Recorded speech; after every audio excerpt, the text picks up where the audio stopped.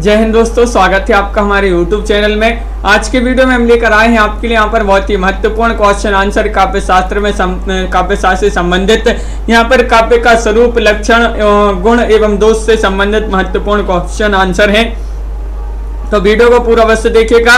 अगर आप चैनल पर पहली बार आए तो चैनल को सब्सक्राइब कर लें, वीडियो को लाइक कर लें और ज्यादा से ज्यादा वीडियो को शेयर करें। रात्रि में 10 बजे क्लास आपके लिए लाई जाती है। हिंदी साहित्य में आपके लिए 215 कवियों और लेखकों का संपूर्ण जीवन परिचय, अगर आप ये परचेस करना चाहते हैं, संपूर्ण जीवन परिचय आप पढ़ना चाहते हैं, टेस्ट सीरीज लगाना चाहते हैं, तो मात्र 299 रुपए में आप ये टेस्ट सीरीज परचेस कर सकते हैं। और 47 इसमें प्रश्न होंगे, नंबर दिया गया, इस पर आप संपर्क कर सकते हैं। ये टेस्ट सीरीज आपके लिए मिलेगी हिंदी साहित्य के इस वाले ऐप पर, जिसकी लिंक डिस्क्रिप्शन में दी गई है। जाइए, ऐप को डाउनलोड कीजिएगा और जो ही परचेस करना चाहते हैं तो वह परचेस कर सकते हैं। चलिए स्टार्ट करते हैं। शिल्पा जी, आरती जी, संध्या जी, राजीव जी, आज का फर्स्ट क्वेश्चन है, अलंकार सिद्धांत के प्रवर्तक आचार्य थे, कौन थे बताइए। चयन कीजिएगा, दंडी, भामह, उद्भट या फिर राजशेखर। क्वेश्चन महत्वपूर्ण है, क्वेश्चन नंबर एक है और आप सभी का सही राइट आंसर है कि अलंकार सिद्धांत के प्रवर्तक आचार्य की बात करें तो भामह आप सभी का यहाँ पर राइट आंसर होगा, जो कि यहाँ पर सभी लोगों ने सही राइट आंसर चयन किया है। बिल्कुल सही, बहुत बढ़िया, भामह आप सभी का सही राइट आंसर है। काव्य शास्त्रीय अलंकार सिद्धांत के प्रवर्तक आचार्य माने जाते हैं भामह। और क्वेश्चन नंबर आपसे यहाँ पर 2 पूछा गया है, देखिएगा, महत्वपूर्ण क्वेश्चन है कि काव्य के विशिष्ट तत्व के रूप में ध्वनि शब्द का सर्वप्रथम प्रयोग किया है, किन्होंने किया है, आपके लिए चयन करना है। नामवीर जी, मुकनद जी, भामह ने, दंडी ने, आनंदवर्धन ने या फिर कुंतक ने। क्वेश्चन नंबर 2 का सही राइट आंसर क्या होगा। काव्य के विशिष्ट तत्व के रूप में ध्वनि शब्द का सर्वप्रथम प्रयोग किन्होंने किया है, तो सही राइट आंसर आ रहा है विकल्प नंबर सी, यानी कि आनंदवर्धन ने। आनंदवर्धन आप सभी का यहाँ पर विकल्प नंबर सी जिन्होंने भी चयन किया है उनका यहाँ पर सही राइट आंसर है। बिल्कुल सही, बहुत बढ़िया, सभी लोगों का यहाँ पर सही राइट आंसर चयन किया है। और अगला क्वेश्चन यहाँ पर देखते हैं। क्वेश्चन नंबर आपसे पूछा गया है, यहाँ पर 3 है, ध्वन्यालोक किस तत्व से संबंधित ग्रंथ है, वह तत्व आपके लिए बताना है। अलंकार है, रस है, नाट्य है या फिर ध्वनि है, बताइए। लवली जी, क्या होगा सही राइट आंसर। क्वेश्चन नंबर 3 है, महत्वपूर्ण क्वेश्चन पूछा गया है, ध्वन्यालोक किस तत्व से संबंधित ग्रंथ है, और सही राइट आंसर है ध्वनि। विकल्प नंबर जिन्होंने चयन किया है डी, उनका यहाँ पर सही राइट आंसर होगा ध्वनि। आप सभी का बिल्कुल सही राइट आंसर है। और आनंदवर्धन द्वारा रचित ग्रंथ माना जाता है ध्वन्यालोक। बिल्कुल सही, आनंदवर्धन ने अपने ध्वन्यालोक ग्रंथ में ध्वनि को काव्य का विशिष्ट तत्व बताया है। अगला क्वेश्चन यहाँ पर देखिएगा। क्वेश्चन नंबर आपसे 4 पूछा गया है, कौन सा युग्म सही नहीं है, वह युग्म आपके लिए बताना है, बताइएगा। भट्ट लोलट उत्पत्तिवाद, संकोक अनुमितिवाद, आचार्य मम्मट भुक्तिवाद, अभिनव गुप्त अभिव्यक्तिवाद, बताइए। पूजा जी, क्या होगा सही राइट आंसर। तन्मय जी, कौन सा युग्म सही नहीं है, और आप सभी का सही राइट आंसर है कि विकल्प नंबर क्या होगा राइट आंसर, संकोक अनुमितिवाद। तो बिल्कुल सही, सी वाला विकल्प आपका सही आंसर है, यानी कि आचार्य मम्मट ए भुक्तिवाद, ये वाला युग्म आपका यहाँ पर सही सम्मिलित नहीं है। बिल्कुल सही राइट आंसर आप लोगों ने यहाँ पर सही राइट आंसर चयन किया है, बहुत बढ़िया। अगला क्वेश्चन देखिए, भुक्तिवाद या भोगवाद के मत के प्रतिपादक भट्ट नायक माने जाते हैं, ना कि आचार्य मम्मट। अगला क्वेश्चन यहाँ पर देखिएगा। क्वेश्चन नंबर 5 है, सुंदर है विहग सुमन सुंदर, मानव तुम सबसे सुंदरतम में कौन सा काव्य दोष है। काव्य दोष बताना है अंश जी। अधिक पदत्व या फिर अप्रतीकत्व या फिर दुष्क्रमत्व या फिर क्लिष्टत्व।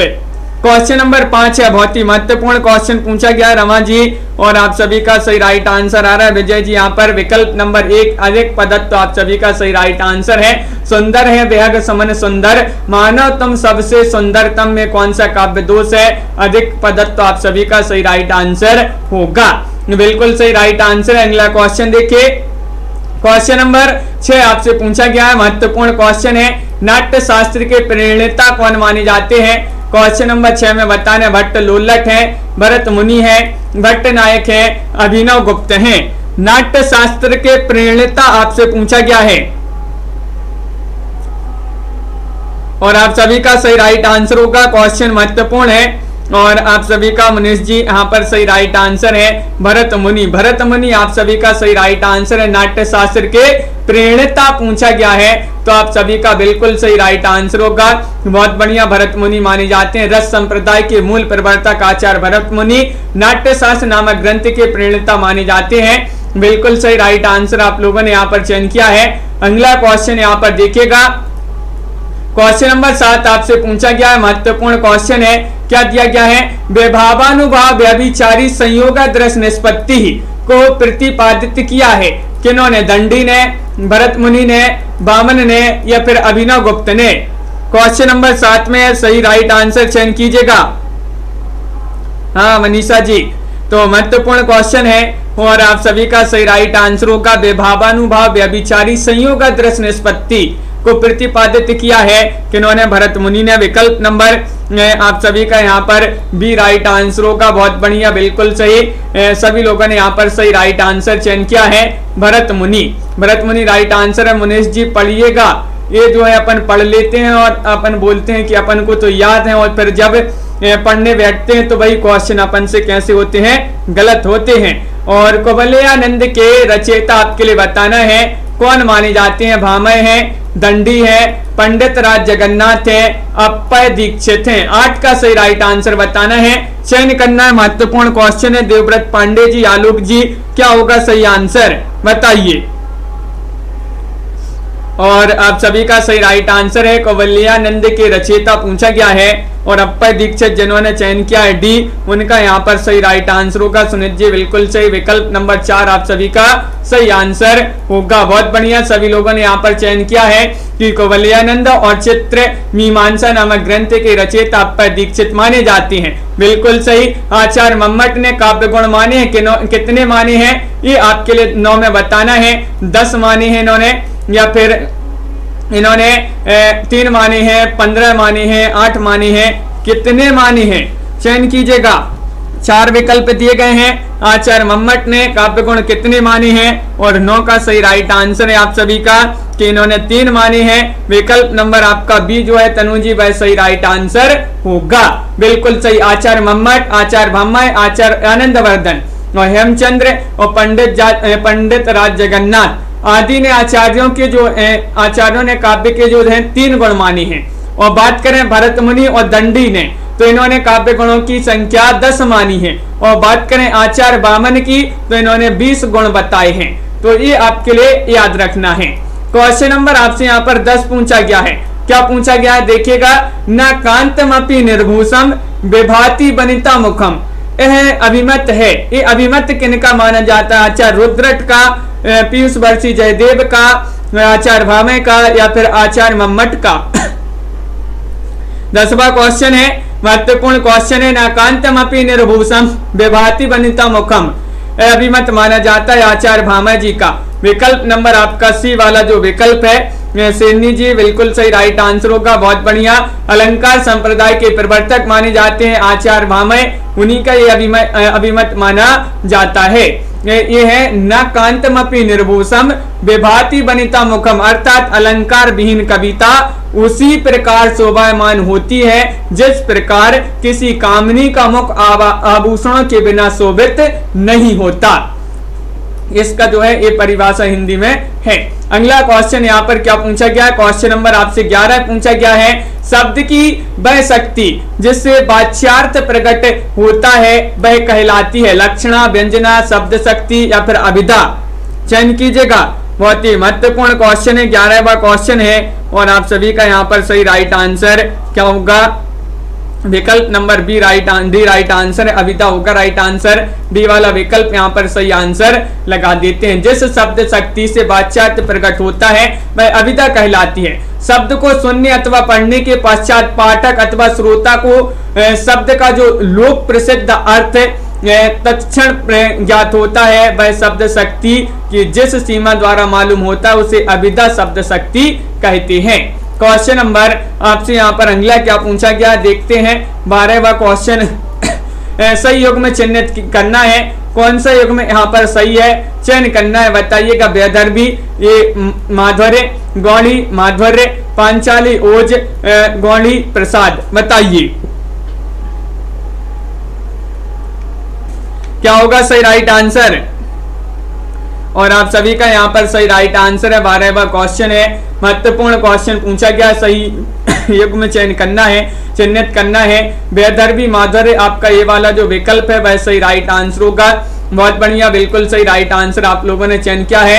उपरोक्त रीतियों में वैदर्भी रीति का मूल आधार माधुर्य गुण होता है। बिल्कुल सही राइट आंसर है विकल्प नंबर 1 आप सभी का यहाँ पर सही आंसर होगा। अगला क्वेश्चन देखिए। क्वेश्चन नंबर 13 आपसे पूछा गया है कि निरख सखी एक खंजन आए, फेरे उन मेरे रंजन ने नयन इधर मन भाए। इन पंक्तियों में कौन सा गुण है? गुण आपके लिए बताना है। ओज गुण है, माधुर्य गुण है, प्रसाद गुण है, या इनमें से कोई नहीं है। चयन करना बहुत ही महत्वपूर्ण क्वेश्चन पूछा गया है और आप सभी का यहाँ पर सही राइट आंसर होगा। क्या होगा सही आंसर मुकेश जी? विकल्प नंबर बी राइट आंसर माधुर्य गुण है। कौन सा गुण है? माधुर्य गुण आप सभी का सही राइट आंसर। उपरोक्त पद में माधुर्य रस, क्योंकि उपरोक्त पंक्तियों में मधुर वर्ण शब्दों का प्रयोग किया गया है। अपने कोमल कांत स्वरूप के कारण उपरोक्त पद वियोग विदरित और मिला के मन की व्यथा को सांगोपांग ढंग से निरूपित करता है। अगला क्वेश्चन यहाँ पर क्या पूछा गया है? क्वेश्चन नंबर 14 है, महत्वपूर्ण है। काव्य का वह गुण जो चित्त में तेज और स्फूर्ति का संचार करता है कौन सा गुण कहलाता है? 14 में बताना है। ओज गुण, माधुर्य गुण, प्रसाद गुण, इनमें से कोई नहीं, बताइए क्या होगा सही राइट आंसर। तन्मय जी महत्वपूर्ण क्वेश्चन पूछा गया है। सागर जी और 14 में आप सभी का सही राइट आंसर होगा विकल्प नंबर 1 यानी कि ओज गुण। ओज गुण आप सभी का सही राइट आंसर है। बिल्कुल सही, बहुत बढ़िया। काव्य का वह गुण जो चित्त में तेज और स्फूर्ति का संचार करता है वह ओज गुण कहलाता है। बिल्कुल सही। ओज गुण में टा, ठा, डा, पा, फा आदि कठोर वर्णों का प्रयोग किया जाता है। तो ये वर्ण याद रखिएगा, ये ओज गुण में इन वर्णों का प्रयोग किया जाता है। क्वेश्चन नंबर 15 आपसे पूछा गया है, देखिएगा। तरु रिपु रिपु धर देखी के बिरहिनी ते अकुलाए में कौन सा काव्य दोष है? काव्य दोष आपसे पूछ लिया गया। 15वां क्वेश्चन है, चयन कीजिएगा। रीमा कुमारी जी, मनोरमा सिंह जी, क्या होगा सही राइट आंसर? और आस्तिक जी, तो आप सभी का सही राइट आंसर होगा। यहाँ पर क्वेश्चन नंबर 15 में क्लिष्टत्व तो आप सभी का सही राइट आंसर है। कौन सा काव्य दोष है? तो विकल्प नंबर डी वाला जो विकल्प है वह आप सभी का यहाँ पर सही राइट आंसर होगा। क्लिष्टत्व जिसका अर्थ होता है कठिनाई से इसका ये जो है अर्थ होता है, अर्थात काव्य में चमत्कार पूर्ण ढंग से अर्थ प्रकट करने के लिए जिस दृष्टिकूट पद शैली को अपनाया जाता है वहां पर क्लिष्टत्व दोष होता है। यहाँ पर अगला क्वेश्चन आपसे पूछा गया है, दंडी के काव्य शास्त्रीय ग्रंथ का नाम आपके लिए बताने कौन सा है? प्रतिदर्श, काव्य शास्त्र, काव्यादर्श या फिर भाषा दर्श। क्वेश्चन नंबर आपका यहाँ पर 16 पूछा गया। बहुत ही महत्वपूर्ण क्वेश्चन है और लाइक अवश्य करते जाइएगा जिन्होंने अभी तक वीडियो को लाइक नहीं किया है। और आप सभी का क्या होगा सही राइट आंसर? लाइक अवश्य कर लेंगे।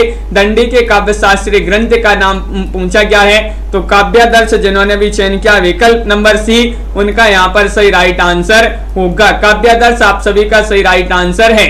बहुत बढ़िया।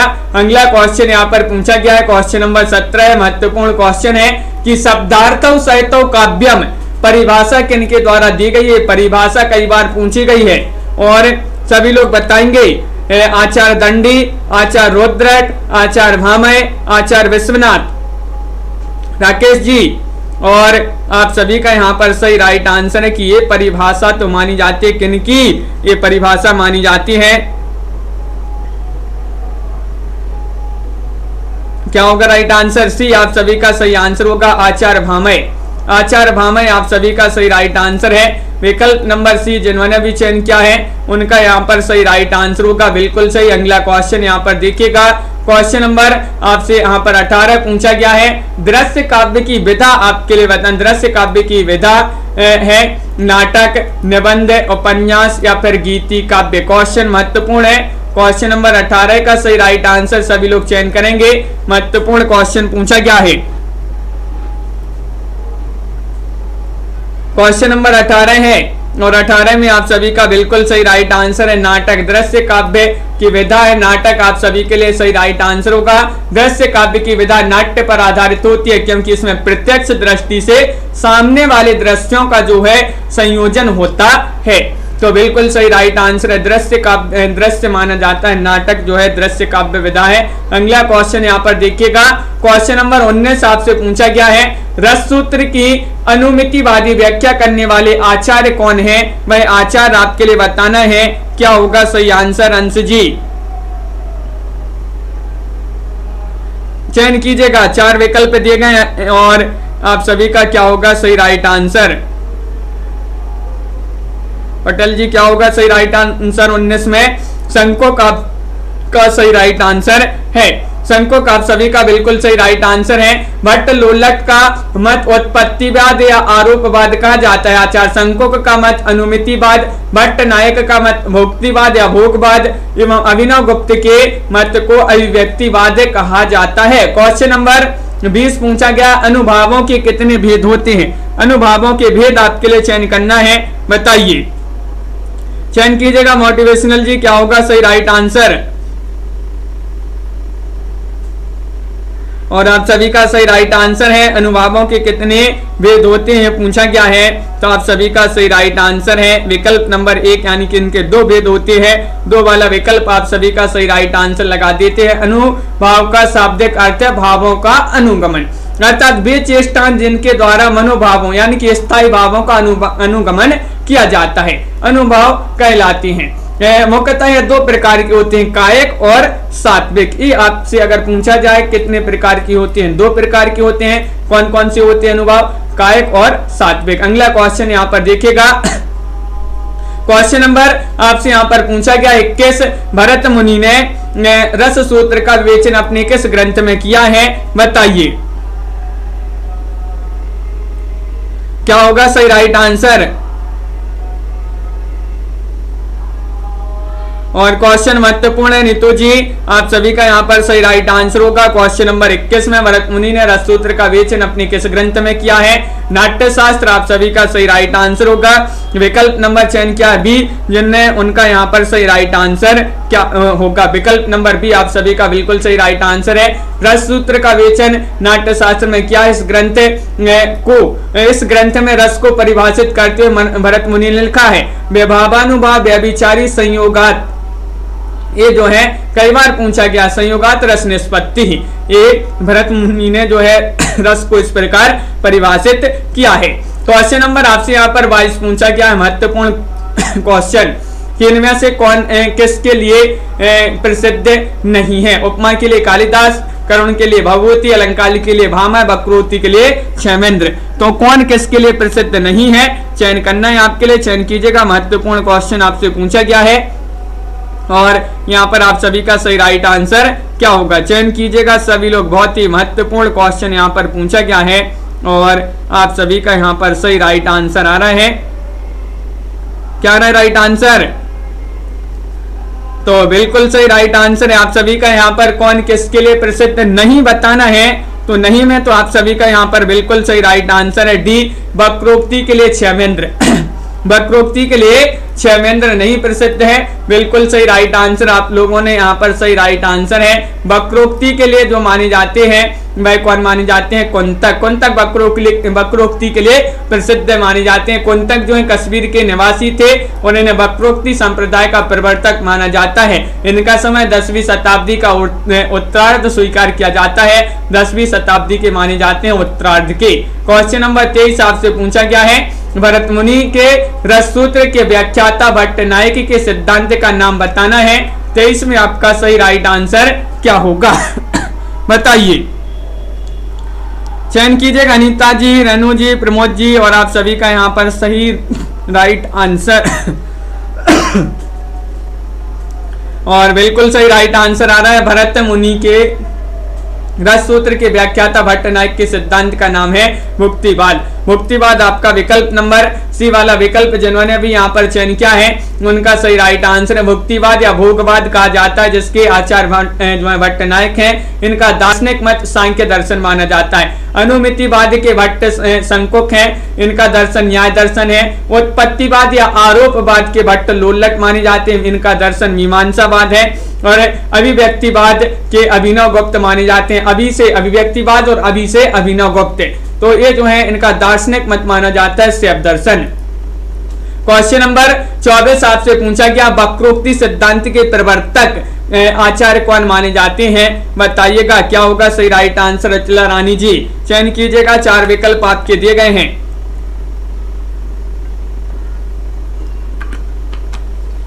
क्वेश्चन महत्वपूर्ण है, 24वां क्वेश्चन है और 24 में आप सभी का सही राइट आंसर आ रहा है कुंतक। ऐसा वक्रो जो कांतक जाए, ऐसा वक्रो जो कांतक जाए, तो बिल्कुल सही राइट आंसर होगा कुंतक। तो बिल्कुल सही विकल्प नंबर आपका यहाँ पर 1 जो है सही राइट आंसर होगा। अगला क्वेश्चन देखिएगा, क्वेश्चन नंबर आपसे यहाँ पर पूछा गया 25 निम्नलिखित संप्रदायों को उनके आचारों के साथ सम्मिलित करना है। सूची 1 को सूची 2 से कोड की सहायता से आपके यहाँ पर कोड भी दिए गए हैं, चलिए सम्मिलित कर देते हैं। यहाँ पर बहुत ही महत्वपूर्ण है, सभी लोग सम्मिलित कीजिएगा। औचित्य के कौन हो जाएंगे, औचित्य के बताना है, तो औचित्य किसमें है, औचित्य क्षमा करने में है। औचित्य संप्रदाय के कौन हो जाएंगे, क्षेमेंद्र। और वक्रोक्ति के कौन हो जाएंगे, तो वक्रो ऐसा वक्रो जो कान तक जाए, तो वक्रोक्ति संप्रदाय के कुंतक। ध्वनि कोई अच्छी सी ध्वनि सुनाओ जिससे आनंद की अनुभूति हो, तो ध्वनि से ध्वनि जो है आनंद वर्धन ऐसी ध्वनि सुनाओ जिससे आनंद की अनुभूति हो, तो ध्वनि से ध्वनि संप्रदाय और आनंद से आनंद वर्धन। रस के कौन हो जाएंगे, तो रस संप्रदाय के हो जाएंगे भरत मुनि। भरत मुनि आप सभी का सही राइट आंसर। जो भामह माने जाते हैं वह अलंकार संप्रदाय के प्रवर्तक आचार्य माने जाते हैं। क्वेश्चन आपका यहाँ पर अगला दिया गया है, देखिएगा महत्वपूर्ण क्वेश्चन यहाँ पर पूछा गया है। प्रतिभा का संबंध किससे है, बताइएगा, चयन कीजिएगा क्या होगा राइट आंसर। देवव्रत जी, काव्य हेतु से, काव्य स्वरूप से, काव्य प्रयोजन से, काव्य लक्षण से, बताइए प्रतिभा का संबंध किससे है। और आप सभी का सही राइट आंसर है काव्य हेतु से। काव्य हेतु आपका सही राइट आंसर लगा देते हैं। विकल्प नंबर 1 जिन्होंने भी चयन किया है उनका यहाँ पर सही राइट आंसर होगा बिल्कुल सही। काव्य हेतु यानी कि हेतु शब्द का अर्थ है हेतुर्ना कारणमा, अर्थात हेतु कारण को कहते हैं, हेतु कारण को कहते हैं। अगला क्वेश्चन यहाँ पर देखिएगा, क्वेश्चन नंबर आपसे काव्य हेतु के 3 भेद बताए हैं, कौन कौन से हैं अगर पूछा जाए। काव्य शास्त्र में काव्य हेतु के कितने भेद बताए हैं, 3, प्रतिभा, व्युत्पत्ति और अभ्यास। अगला क्वेश्चन देखिए, क्वेश्चन नंबर आपसे यहाँ पर पूछा गया महत्वपूर्ण क्वेश्चन है, 27वां क्वेश्चन यहाँ पर पूछा गया है। देखिएगा ये रहा क्वेश्चन नंबर 27। कथा वस्तु को प्रधान फल की प्राप्ति की ओर अग्रसर कराने वाले चमत्कार पूर्ण अंश को अर्थ प्रकृति कहा जाता है। इन 5 अर्थ प्रकृतियों का सही अनुक्रम आपके लिए बताना है। वह 5 अर्थ प्रकृतियां कौन कौन सी हैं जिसका सही अनुक्रम आपके लिए चयन करना है, बताइए। 4 विकल्प आपके दिए गए हैं।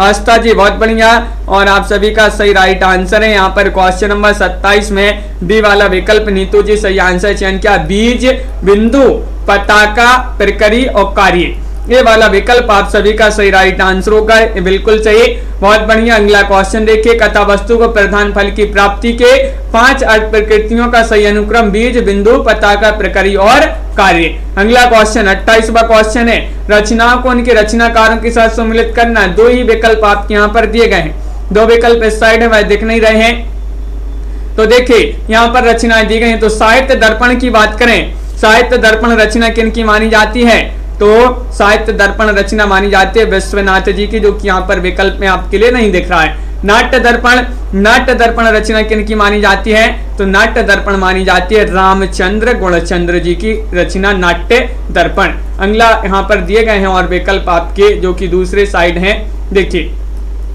सागर नंदी, सागर नंदी किसकी रचना मानी जाती है? तो सागर नंदी जो है ये मानी जाती है किनकी? नाटक लक्षण रत्नकोश। तो इस प्रकार यहाँ पर और इन्हीं की मानी जाती है सागर नंदी। सागर नंदी की रचना जो है मानी जाती है। सागर नंदी की रचना है कौन सी? तो सागर नंदी की रचना है नाटक लक्षण रत्नकोश। और रामचंद्र गुणचंद्र की रचना कौन सी मानी जाती है? तो रामचंद्र गुणचंद्र की रचना मानी जाती है कौन सी? नाट्य दर्पण मानी जाती है, जो कि यहाँ पर दूसरी साइड दी गई है। बिल्कुल सही, इस प्रकार यहाँ पर सम्मिलित किए गए हैं। और आप सभी का अगला क्वेश्चन यहाँ पर देखते हैं। क्वेश्चन नंबर आपसे यहाँ पर पूछा गया 29वां क्वेश्चन है। देखिए, अर्थोपक्षेपक के कितने प्रकार होते हैं? अर्थोपक्षेपक के प्रकार बताने आपके लिए 4 विकल्प दिए गए हैं, 5, 6, 7 या फिर 8। बताइए क्या होगा सही राइट आंसर? प्रमोद जी चयन कीजिएगा। बहुत ही महत्वपूर्ण क्वेश्चन यहाँ पर पूछा गया है, अर्थोपक्षेपक के कितने प्रकार होते हैं? और आप सभी का सही राइट आंसर है 5 प्रकार होते हैं अर्थोपक्षेपक के। विकल्प नंबर 1 आप सभी का सही आंसर होगा, विस्कंभक, प्रवेशक, चूलिका, अंकमुख या फिर अंकाश या फिर और एक और 5वां अंकावतार। ये जो है 5 माने जाते हैं। सूच्य कथावस्तु के साधनों को अर्थोपक्षेपक कहते हैं। सूच्य कथावस्तु के साधनों को अर्थोपक्षेपक कहते हैं। 5 प्रकार के होते हैं, विस्कंभक, प्रवेशक, चूलिका, अंकमुख या अंकाश और 5वां अंकावतार। ये 5 होते हैं। बिल्कुल सही। अगला क्वेश्चन देखिए।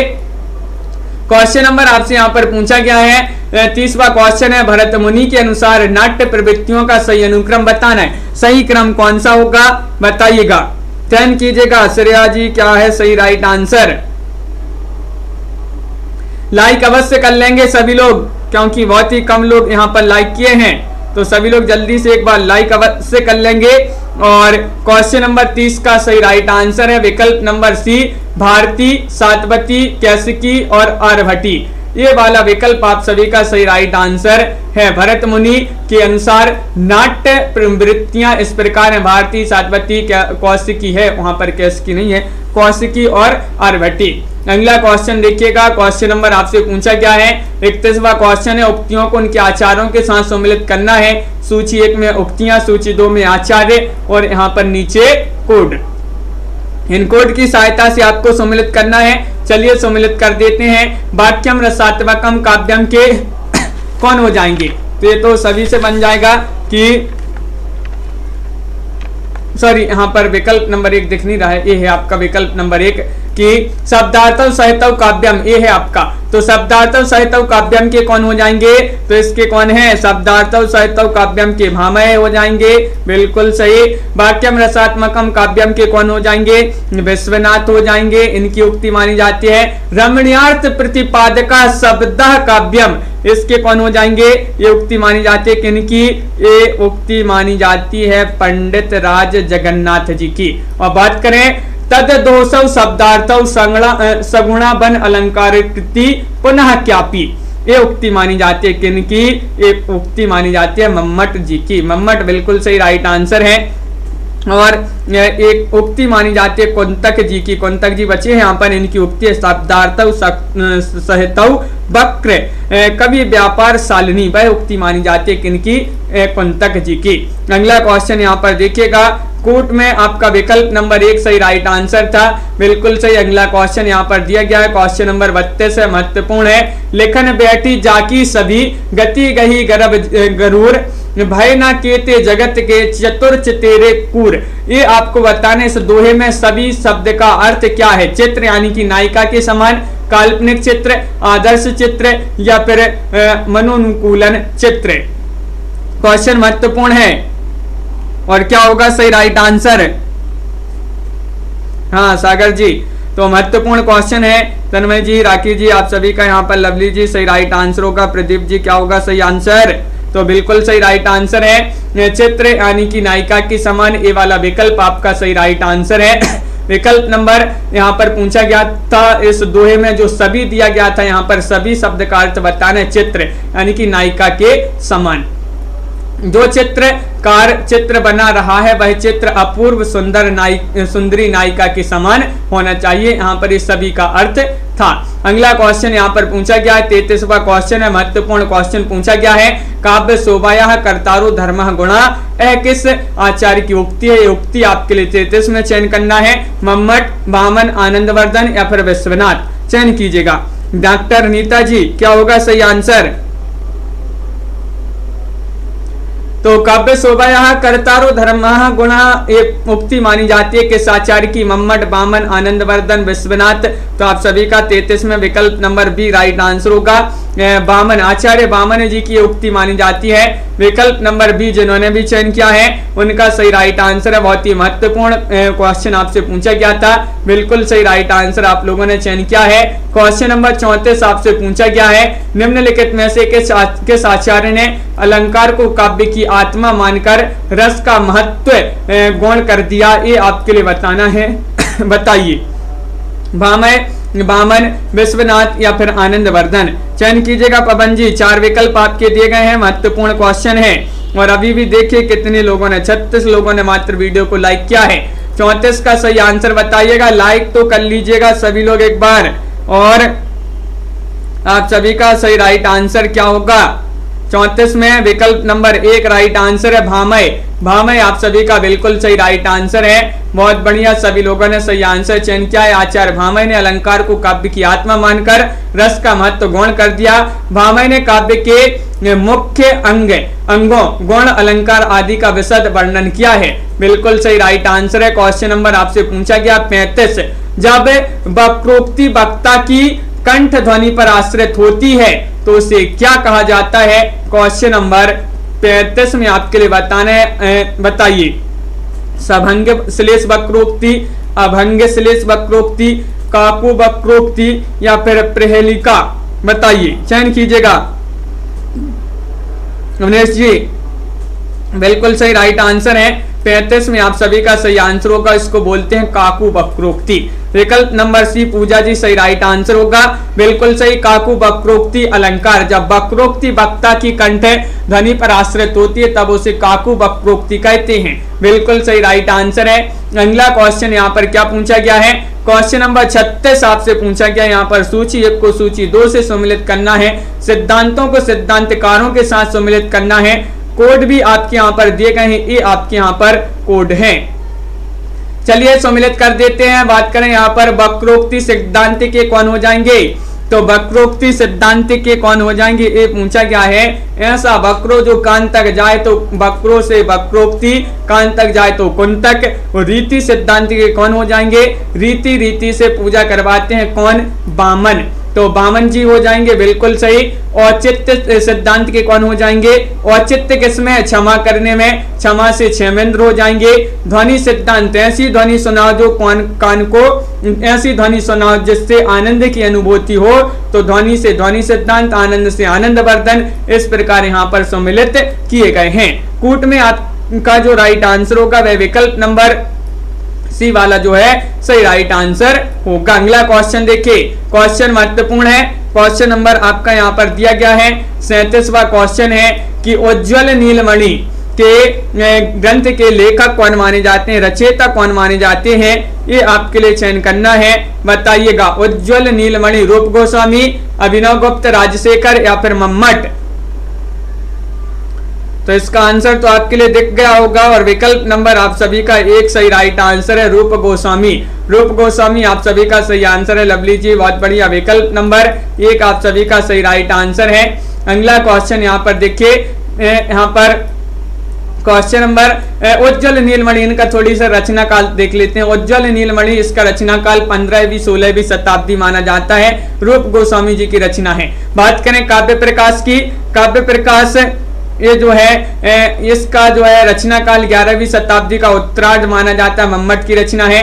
काव्य मीमांसा का रचना काल 12वीं शताब्दी, राजशेखर जी की रचना है। तंत्रालोक ये 10वीं शताब्दी का उत्तरार्ध इसकी रचना काल माना जाता है। और अभिनव गुप्त की रचना मानी जाती है। क्वेश्चन नंबर आपसे यहाँ पर पूछा गया है कौन सा? 38वां क्वेश्चन, अभिव्यक्तिवाद के प्रवर्तक कौन है, बताइए। अपन ने इसको याद भी किया था, किस प्रकार याद किया था? बताइए, आप बताइए पहले। 38वां क्वेश्चन है ज्योति जी, कंचन जी, और आप सभी का सही आंसर है अभी से अभिव्यक्तिवाद और अभी से अभिनवगुप्त। तो विकल्प नंबर आपका यहाँ पर बी राइट आंसर होगा। सिडनी जी बिल्कुल विकल्प नंबर बी जिन्होंने भी चयन किया है उनका यहाँ पर सही राइट आंसर होगा। अगला क्वेश्चन यहाँ पर देखिएगा, क्वेश्चन महत्वपूर्ण है। क्वेश्चन नंबर आपसे 39 पूछा गया है। 4 विकल्प आपके दिए गए। रस सूत्र के व्याख्याकारों का सही अनुक्रम आपके लिए चयन करना है। 39 में कौन सा विकल्प आपका सही राइट आंसर होगा बताइएगा। यहाँ पर रस सूत्र के व्याख्याकार दिए गए हैं और आप सभी का सही आंसर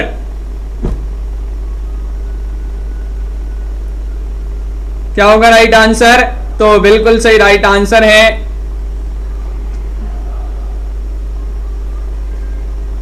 और बिल्कुल सही यहाँ पर राइट आंसर होगा 1 भट्ट लोल्लट संकोक भट्ट नायक अभिनवगुप्त। ये वाला विकल्प आपका ये जिन्होंने भी चयन किया उनका सही राइट आंसर होगा। रस सूत्र के व्याख्याकार सिद्धांत और दर्शन। रस सूत्र के व्याख्याकार भट्ट लोल्लट हैं। उत्पत्तिवाद या आरोपवाद इनका सिद्धांत है, ये इनका दर्शन मीमांसा है। संकोक इनका सिद्धांत अनुमितिवाद है, इनका दर्शन न्याय दर्शन है। भट्ट नायक इनका सिद्धांत भोगवाद या भुक्तिवाद है, इनका दर्शन सांख्य दर्शन है। अभिनवगुप्त अभिव्यक्तिवाद इनका दर्शन है और शैव इनका अभिव्यक्तिवाद इनका सिद्धांत है और शैव इनका दर्शन है। किनका? अभिनवगुप्त जी का। हाँ, अगला क्वेश्चन यहाँ पर देखिएगा अनीता जी। क्वेश्चन नंबर आपसे पूछा गया है 40वां क्वेश्चन है। अपभ्रंश शब्द का सर्वप्रथम प्रयोग जो है किसने किया था ये आपके लिए बताना है। बताइए। लवली जी बहुत बढ़िया, बिल्कुल सही। क्या होगा सही राइट आंसर? महत्वपूर्ण क्वेश्चन पूछा गया है और आप सभी का सही राइट आंसर आ रहा है। अपभ्रंश शब्द का प्रयोग सर्वप्रथम किसने किया था? तो भाई किया था किन्होंने? भामह ने। विकल्प नंबर आप सभी यहाँ पर 40 में आप सभी का क्या सही right answer? B right answer होगा। पतंजलि होगा आप सभी का सही राइट आंसर। पतंजलि आप सभी का सही राइट आंसर है, बिल्कुल सही। अगला क्वेश्चन यहाँ पर देखिएगा। क्वेश्चन नंबर आप सभी का यहाँ पर अगला क्या दिया गया है देखिए। क्वेश्चन नंबर यहाँ पर पूछा गया है 41वां क्वेश्चन यहाँ पर दिया गया है। ये रहा क्वेश्चन नंबर 41। व्यंजना शब्द शक्ति का कार्य क्या है बताइए। व्यंजना शब्द शक्ति का कार्य बताना है। चयन करना है मूल्य अर्थ को व्यक्त करना, प्रयोजन को व्यक्त करना, मुख्यार्थ की व्याख्या करना, मुख्यार्थ में छिपे आकथित अर्थ को व्यक्त करना। बताइए।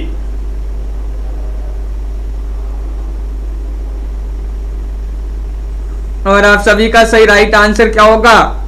व्यंजना शक्ति का कार्य क्या है? व्यंजना शक्ति का कार्य आपसे पूछा गया है मुख्यार्थ में छिपे आकथित अर्थ को व्यक्त करना, ये इसका कार्य माना जाता है। विकल्प नंबर डी आप सभी का यहाँ पर सही राइट आंसर होगा। विकल्प नंबर 4 राइट आंसर। व्यंजना शक्ति का कार्य काव्य के मुख्यार्थ में छिपे आकथित अर्थ को व्यक्त करना है। इन सिद्धांतों को उनके आचार्यों के साथ सम्मिलित करना है। अभी अपन ने इनको जो है पढ़ा है, तो चलिए फिर से सम्मिलित कर देते हैं। कोड भी आपके यहाँ पर कोड दिए गए हैं, ये रहे कोड। चलिए सम्मिलित कर देते हैं। उत्पत्तिवाद के कौन माने जाते हैं? उत्पत्तिवाद, तो उत्पत्तिवाद या आरोपवाद के माने जाते हैं कौन? भट्ट लोल्लट जी माने जाते हैं, बिल्कुल सही। और मीमांसा इनका दर्शन माना जाता है। अनुमितिवाद के कौन माने जाते हैं? अनुमितिवाद, तो बिल्कुल सही राइट आंसर है। अनुमति लेना शंख बजाने की, तो शंख से शंकोक और अनुमितिवाद के हो जाएंगे शंकोक। अभिव्यक्तिवाद के कौन हो जाएंगे? तो अभिव्यक्तिवाद के तो अभी पढ़ा था, अभी से अभिव्यक्तिवाद और अभी से अभिनवगुप्त। भुक्तिवाद या भोगवाद के कौन हो जाएंगे? भट्ट नायक, बिल्कुल सही। इस प्रकार यहाँ पर सम्मिलित किए गए हैं। कोड में आपका बात करें तो विकल्प नंबर सी वाला विकल्प जो है सही राइट आंसर होगा। अगला क्वेश्चन देखिएगा। रुद्रट वक्रोक्ति को शब्द अलंकार मानते हैं, इस अर्थ अलंकार कौन मानते हैं? बताइए। रुद्रट वक्रोक्ति को शब्द अलंकार मानते हैं, इसे अर्थ अलंकार किसने माना है? दंडी ने, क्षेमेंद्र ने, या वामन ने, या आनंद वर्धन ने? क्वेश्चन महत्वपूर्ण है और आप सभी का सही राइट आंसर होगा क्वेश्चन नंबर 43 में। विकल्प नंबर 1 सही राइट आंसर है। एक यानी कि दंडी आप सभी का बिल्कुल सही राइट आंसर होगा। दंडी जिन्होंने भी चयन किया है उन सभी का बिल्कुल सही विकल्प नंबर ए वाला जो है सही राइट आंसर है। वक्रोक्ति को रुद्रट शब्द अलंकार मानते हैं, रुद्रट जी, और जबकि दंडी वक्रोक्ति को अलंकार अर्थ अलंकार मानते हैं। बामन रीति संप्रदाय, क्षेमेंद्र औचित्य संप्रदाय और आनंद वर्धन ध्वनि संप्रदाय के प्रवर्तक आचार्य माने जाते हैं। क्वेश्चन नंबर 44 देखिए, इनमें से कौन भरत मुनि के रस सूत्र का व्याख्याकार है? मम्मट है, भट्ट, लुल्लट, भामय या क्षेमेंद्र? बताइए। तो क्वेश्चन आपका महत्वपूर्ण है। प्रमोद जी, सुनीत जी और आप सभी का तन्मय जी सही राइट आंसर होगा। नवल जी, आलोक जी और आप सभी का बिल्कुल सही आंसर है। इनमें से कौन भरत मुनि के रस सूत्र का व्याख्याकार है? कौन है? भट्ट, लुल्लट। आप सभी का विकल्प नंबर जो यहाँ पर बी है वह सही राइट आंसर होगा। बिल्कुल सही, बहुत बढ़िया। सभी लोगों ने यहाँ पर बी वाला विकल्प जो है चयन किया है। अगला क्वेश्चन यहाँ पर देखते हैं क्या पूछा गया। क्वेश्चन नंबर 45 है, महत्वपूर्ण है कि काव्यशास्त्र के इन ग्रंथों को रचनाकारों के साथ सम्मिलित करना है।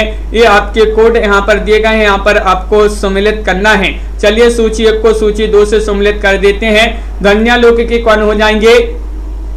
तो ध्वन्यालोकी के माने जाते हैं कौन? आनंद वर्धन। बिल्कुल सही, ध्वन्यालोक के कौन माने जाते हैं? आनंद वर्धन माने जाते हैं ध्वन्यालोक के रचनाकार। साहित्य दर्पण के रचनाकार आचार्य विश्वनाथ जी माने जाते हैं। साहित्य दर्पण के रस गंगाधर के रचनाकार कौन माने जाते हैं? पंडित राज जगन्नाथ जी माने जाते हैं रस गंगाधर के। काव्य प्रकाश के माने जाते हैं मम्मट जी। बिल्कुल सही राइट आंसर है। राजशेखर बचे काव्य मीमांसा के रचनाकार राजशेखर माने जाते हैं। बहुत बढ़िया, बिल्कुल सही। सभी लोगों ने यहाँ पर सही राइट आंसर चयन किए हैं। कोड में बात करें आपका सही विकल्प की तो विकल्प नंबर बी वाला जो है वह सही राइट आंसर होगा। बिल्कुल सही, बहुत बढ़िया। सभी लोगों ने यहाँ पर सही राइट आंसर चयन किया है। बिल्कुल सही अनंत जी। इस प्रकार के जो है आज की क्लास में बहुत ही महत्वपूर्ण काव्य शास्त्र से संबंधित अपन ने यहाँ पर क्वेश्चन कंप्लीट किए हैं। सभी के लिए बहुत बहुत धन्यवाद। वीडियो को लाइक अवश्य करके जाइएगा। सभी लोग जिन्होंने अभी तक वीडियो को लाइक नहीं किया है लाइक करके जाइएगा और सभी लोग चैनल को सब्सक्राइब कर लें। रोज रात्रि में 10 बजे आपके लिए क्लास लाई जाती है जहां पर बहुत ही महत्वपूर्ण क्वेश्चन आंसर होते हैं। तो सभी के लिए बहुत बहुत धन्यवाद। और अपनी जो है कल की जो 9 बजे वाली क्लास और शाम को 4 बजे वाली क्लास, ये 2 क्लासें आपकी कल नहीं होंगी। कल हम जो है गांव जा रहे हैं, कल अष्टमी है तो अष्टमी की पूजा होती है तो गांव जा रहे हैं। रात वाली ये जो है 10 बजे वाली हो जाएगी कल, क्योंकि वापस भी आ जाएंगे तो ये 10 बजे वाली क्लास तो होगी, लेकिन सुबह 9 और शाम को 4 बजे वाली ये 2 क्लासें आपके लिए नहीं मिल पाएंगी कल। और बाकी दिन आपके लिए चल ही रही हैं। आज संडे था तो आज संडे को ये 2 क्लासें नहीं हुई थी जिनकी छुट्टी रहती है। सभी के लिए बहुत बहुत धन्यवाद। अनीता जी, निशा जी, ज्योति जी, लवली जी, रीमा जी, तन्मय जी, सुनीत जी, तनु जी, सुनीत जी और रीमा जी, आलोक जी, संगीता जी, देवव्रत जी, अंश जी, पूजा जी, प्रमोद जी, माला जी और शेरनी जी, मुनेश जी। दशहरा की छुट्टी देखते हैं मुनेश जी, बिल्कुल देख लेंगे। और सागर जी और ज्योति जी, रेखा जी, प्रियंका जी, मनीषा, शिवी जी, नीता जी, निशा जी, आस्था जी, यश कुमार जी और सुनते हमारा गांव जो है दमोह जिले में आता है, दमोह जिले MP में। और आरती जी, सभी के लिए बहुत बहुत धन्यवाद। श्रेया जी, सागर जी, रंजना जी, तन्मय जी, अनंत जी, सभी के लिए बहुत बहुत धन्यवाद। लाइक करते जाइएगा सभी लोग। कल्पना जी और अनुष्का जी, सभी के लिए बहुत बहुत धन्यवाद। रोज इसी तरह से जो है सभी लोग जुड़िएगा जहां पर आपके लिए महत्वपूर्ण क्वेश्चन आंसर लाए जा रहे हैं। संगीता जी, शेरनी जी, आस्था जी, तो सभी को बहुत बहुत धन्यवाद। बिल्कुल तन्मय जी आ जाइएगा, जबलपुर गांव चलेंगे घूमने फिर। और आरती जी, श्रेया राय जी, निशा जी, सभी के लिए बहुत बहुत धन्यवाद। रीमा कुमारी जी, सुनीत जी। तो आज के वीडियो में बस इतना ही और लाइक शेयर सभी लोग करते जाइएगा। पूजा जी, ज्योति जी, अनीता जी, सभी के लिए शुभ रात्रि और सभी के लिए जय हिंद।